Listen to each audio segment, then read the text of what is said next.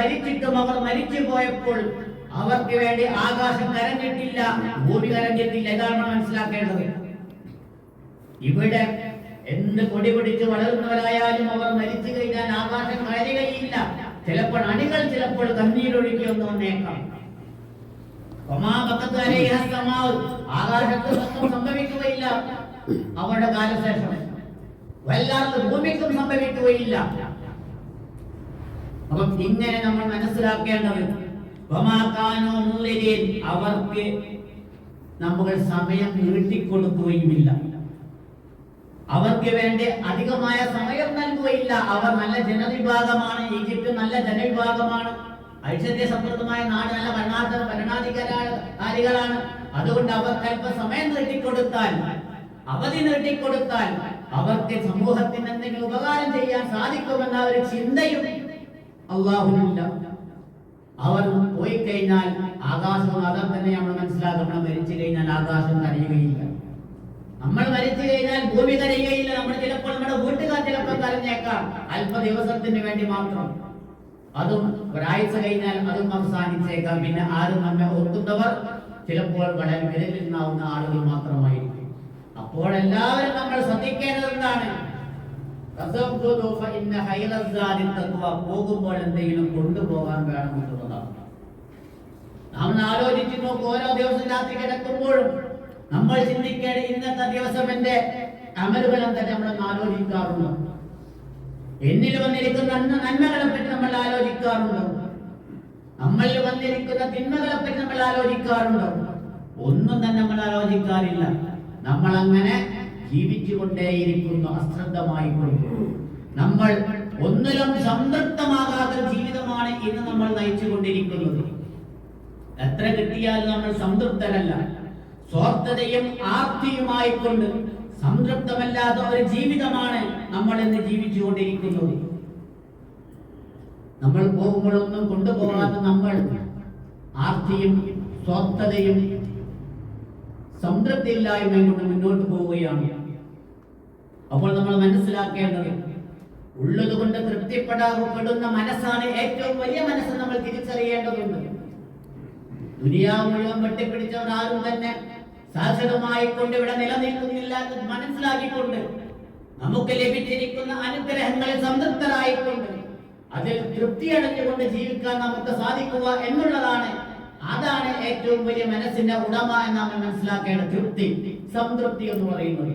പ്രവാചകൻ സൂചിപ്പിക്കുകയുണ്ടായി, ലൈസൽ ഇനാ ഫീ കസ്റത്തിൽ അർള്, ഐശ്വര്യം എന്ന് പറയുന്നത് ധാരാളം സമ്പത്ത് ഉണ്ടാകുക എന്ന് മാത്രമല്ല, വലാകിന്നൽ ഇനാ ഐശ്വര്യ സംതൃപ്തി എന്ന് പറയുന്നത് ഇനൻ നഫ്സ്, മനസ്സിന്റെ സംതൃപ്തിയാണ്, നമ്മുടെ ഹൃദയത്തിന്റെ തൃപ്തിയാണ്. ഹൃദയത്തിന്റെ ഇഷ്ടമാണ് നിങ്ങളുടെ ഏറ്റവും വലിയ ഐശ്വര്യം എന്നാണ് പ്രവാചകൻ സല്ലല്ലാഹു അലൈഹി വസല്ലം ഹദീസിലൂടെ നമുക്ക് മനസ്സിലാക്കാൻ സാധിക്കുന്നത്. ചിലപ്പോൾ നമുക്ക് നീണ്ട ബാങ്ക് ബാലൻസ് ഉണ്ടായേക്കാം, മനസ്സമാധാനം ഉണ്ടായിക്കൊള്ളണമെന്നില്ല. നല്ല മണിമാലയുള്ള കൊട്ടാരങ്ങൾ ഉണ്ടായേക്കാം, പക്ഷേ സംതൃപ്തി ഉണ്ടായിക്കൊള്ളണമെന്നില്ല. ജോലികളും മറ്റുമുള്ള മക്കളുണ്ടായേക്കാം, ധന്യമായ കുടുംബമായേക്കാം, സംതൃപ്തി ഉണ്ടായിക്കൊള്ളണമെന്നില്ല.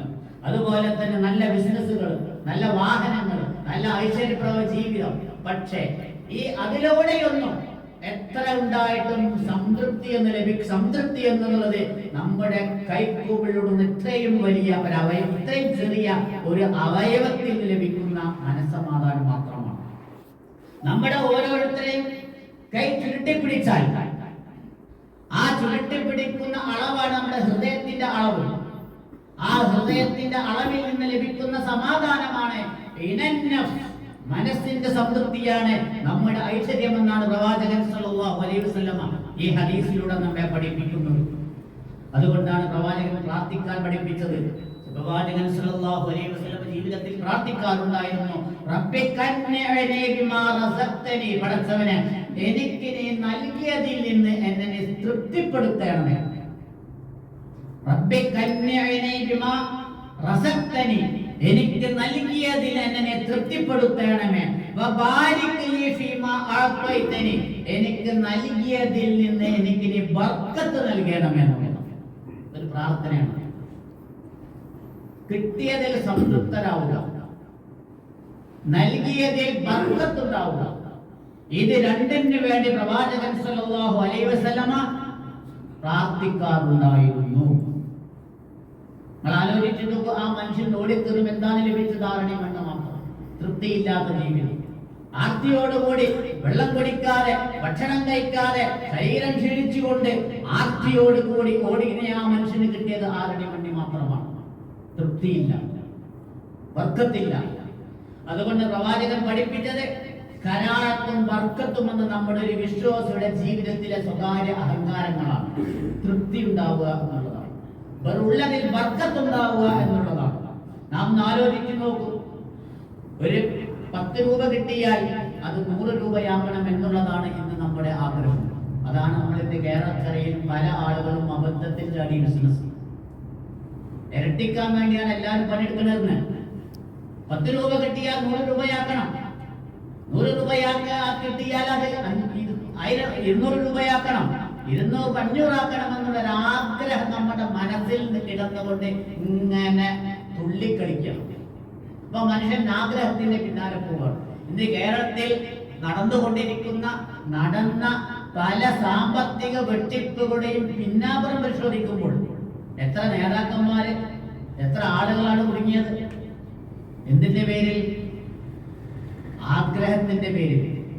ആഗ്രഹത്തിന് കടിഞ്ഞാണിടാൻ നമുക്ക് സാധിക്കണം. ആഗ്രഹത്തിന് ചിറക് വെച്ച് കഴിഞ്ഞാൽ പിന്നെ നമ്മൾ എല്ലാം അതിന്റെ പിന്നാലെ പോയിക്കൊണ്ടിരിക്കുന്നു. അതാണ് ഇന്ന് നമ്മുടെ അവസ്ഥ.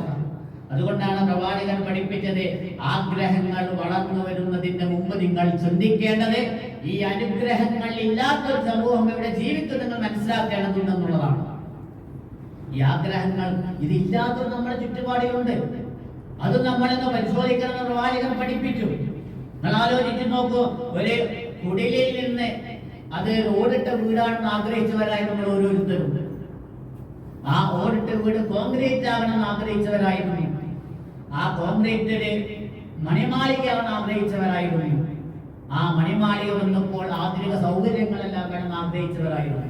അങ്ങനെ നമ്മൾ ആഗ്രഹിച്ച കാര്യങ്ങളെല്ലാം നമ്മൾ നേടിയത്. പക്ഷേ ഇതെല്ലാം ഉണ്ടായി, എല്ലാം അവസാനിച്ചുകൊണ്ട് യാത്ര പോകുമ്പോൾ, തിരിച്ചു പോകുമ്പോൾ വെറും കയ്യോടുകൂടി പോകുന്നതിന് പകരം ഭൗതിക സമ്പാദ്യമല്ല, ആത്മീയമായ ഒരു സമ്പാദ്യം സമ്പാദിച്ചിട്ട് പോകാനായിരിക്കണം നമുക്ക് സാധിക്കേണ്ടത്. അതാണ് ഒരു ഹിജറ വർഷം പിന്നിലിട്ടിലൂടെ നമുക്ക് മനസ്സിലാക്കാനുള്ളത്, യാഥാർത്ഥ്യം നമുക്ക് മനസ്സിലാക്കുക. അതുപോലെ തന്നെ പ്രവാചകൻ സൂചിപ്പിച്ചു, നിങ്ങൾ ആർത്തി കുറക്കണം എന്നുള്ളത്. ആഗ്രഹങ്ങൾ കുറക്കണം. ആഗ്രഹിക്കുന്നതിൽ തെറ്റൊന്നുമില്ല, പക്ഷേ അമിതമായ ആഗ്രഹം നമ്മളെ പല അബദ്ധങ്ങളിലേക്കും ചെന്നെത്തിച്ചുകൊണ്ടിരിക്കും. ഇന്ന് നമ്മളെ കേരളക്കടയിൽ ആളുകൾ ചാടിയ ഓരോ അബദ്ധങ്ങളും പരിശോധിക്കുമ്പോൾ അത് ആഗ്രഹത്തിന്റെ പിന്നാലെ പോയതാണ്. എത്രയോ സാമ്പത്തിക തട്ടിപ്പുകൾ, കോടികൾ, ലക്ഷങ്ങൾ, 10,000-ങ്ങൾ, 1000-ങ്ങൾക്ക് നഷ്ടപ്പെട്ട എത്ര ആളുകളുണ്ട്. പൈസ ഉണ്ടാക്കാൻ വേണ്ടി പലരും ചെയ്തു നോക്കിയിട്ടുണ്ട്. പക്ഷെ അത് അവസാനം അവരുടെ മുൻകുമ്പം എല്ലാം അന്നപ്പോഴാണ് ഇതൊക്കെ പുറത്തു വരുന്നത്. ഇങ്ങനെ കള്ളക്കഥകളൊക്കെ പുറത്തു വരും. അതുകൊണ്ടാണ് പ്രവാചകൻ പഠിപ്പിച്ചത്, നിങ്ങൾ നിങ്ങളെക്കാൾ താഴ്ന്നവരിലേക്കാണ് നോക്കേണ്ടത്. നിങ്ങൾ നിങ്ങളെക്കാൾ ഉയർന്നവരിലേക്ക് നോക്കരുത്. ഉയർന്നവരിലേക്ക് നോക്കുമ്പോഴാണ് നമുക്ക് ആഗ്രഹങ്ങൾ വർദ്ധിക്കുക. ഓനെപ്പോലെ എനിക്കും വേണം, പഠിച്ചോന്ന് ആ ഒരിക്കലും പഠിച്ചോൻ തരൂല. പഠിച്ചോ മനുഷ്യന്മാരെ വിവിധ കാറ്റഗറികളിലായിട്ടാണ് സൃഷ്ടിച്ചിരിക്കുന്നത്. സാമ്പത്തികമായിട്ട് വിവിധ കാറ്റഗറികളിലായിട്ടാണ് പഠിത്തം സംവിധാനിച്ചിരിക്കുന്നത്. അതുകൊണ്ടാണ് സക്കാത്ത് സ്വത്തെ നിർബന്ധാക്കിയത്. അതുകൊണ്ട് നിങ്ങൾ നിങ്ങളെക്കാൾ താഴ്ന്നവരിലേക്ക് നോക്കണം, നിങ്ങൾ നിങ്ങളെക്കാൾ ഉയർന്നവരിലേക്ക് നോക്കരുത്. ഇതാണ് നമ്മുടെ ജീവിതത്തിന്റെ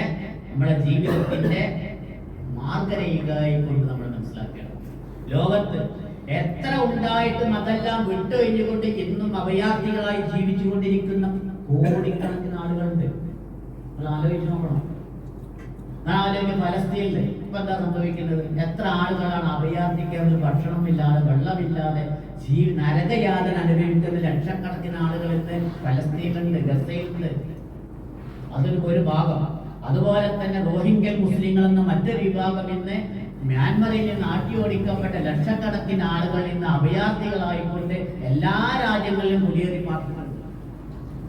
എല്ലാ രാജ്യങ്ങളിലും അപ്പൊ നമുക്ക് നമ്മുടെ വീടും നമ്മുടെ സൗകര്യങ്ങളും ഒക്കെ ഉണ്ടാവുന്ന നമുക്ക് ആസ്തി കൂടുതലാകുകയാണ്.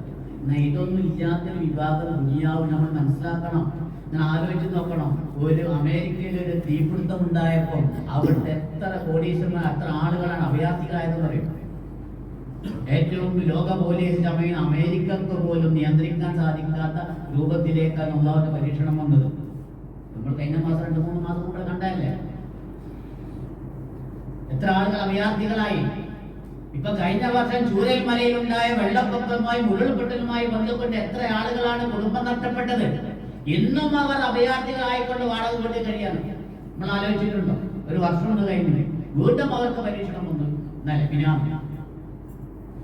അതുപോലെ ഒരു വെള്ളപ്പൊക്കം ഉണ്ടായാൽ നമ്മൾ പാടത്ത് നല്ല മന്ദിരങ്ങൾ ഉണ്ടാക്കി അവസാനം നല്ലൊരു വെള്ളപ്പൊക്കം ഉണ്ടാകുമ്പോൾ അവിടുന്ന് അഭയാർത്ഥിയായിട്ട് നമ്മൾ പോവുകയാണ്. അഭയാർത്ഥി ക്യാമ്പിൽ അതുവരെ നമ്മൾ മറ്റൊരുവന്റെ നമ്മൾക്ക് ഒരു സംഭവം ഉണ്ടായി ഗേറ്റ് അടച്ചിട വാഹനങ്ങൾ കടക്കരുത് തിരിക്കരുത് കണ്ട് അതല്ലേ നമ്മുടെ അവസ്ഥ.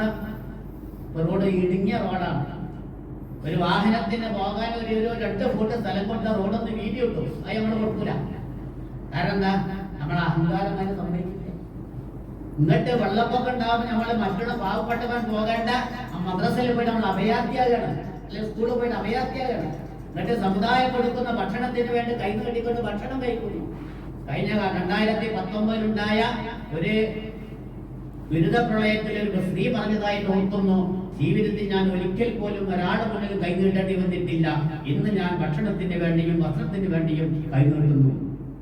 ഇതൊക്കെ തരുന്നത് പടച്ചവനാണ്. ആ ഒരു ബോധം നമുക്ക് വേണം. ഇതൊന്നും സാക്ഷരമായിക്കൊണ്ട് നിലനിൽക്കുന്നതല്ല. നിലനിൽക്കുകയാണെങ്കിൽ ലോകത്ത് നമ്മൾ കഴിഞ്ഞമായി ഈജിപ്ത് നിലനിൽക്കുമായിരുന്നു. ഇന്ന് ഈജിപ്ത് എന്ന് പറയുന്നത് ക്ഷയിച്ചു പോയ ഒരു രാജ്യമാണ്. ചരിത്രം പരിശോധിക്കുമ്പോൾ ഇന്നിന്റെ ഈജിപ്ത് എന്ന് പറയുന്നത് ഹുസ്നി മുബാറക്കിന്റെ മരണത്തോടുകൂടി ഈജിപ്ത് എന്നുള്ളത് ക്ഷയിച്ചു പോയ ഒരു രാജ്യമായി മാറിക്കൊണ്ടിരിക്കുന്നു. ഇപ്പൊ നമ്മൾ മനസ്സിലാക്കേണ്ടത് എപ്പോഴും എന്തും സംഭവിക്കും. എപ്പോഴും നമ്മൾ യാത്ര പോകേണ്ടവരാണ്. അതിന്റെ മുമ്പായിപ്പോൾ നമ്മൾ ശ്രദ്ധിക്കേണ്ടത് ഒരു വർഷം ഹിജറ വർഷം നമ്മൾ ഇത് പിന്നിടുമ്പോൾ നമ്മൾ മനസ്സിലാക്കി നാളെ പോകുമ്പോൾ എനിക്ക് എന്ത് കൊണ്ടുപോകാനുണ്ട്.